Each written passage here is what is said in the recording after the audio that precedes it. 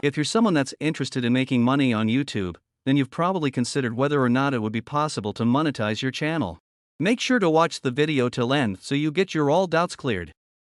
This is a question that many people ask, but there is no simple answer.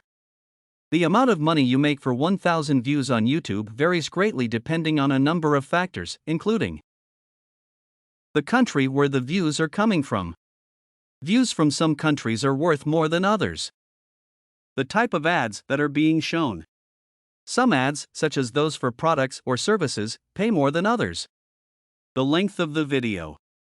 Longer videos tend to generate more revenue than shorter ones. The number of ads that are shown. More ads generally means more revenue. There is no set amount of money that you will make for one, but if we take an average that is backed up by data collected from different sources, we concluded that 1,000 views people make $5 to $8. So that's for this video, and make sure to subscribe the channel and like the video and stay tuned.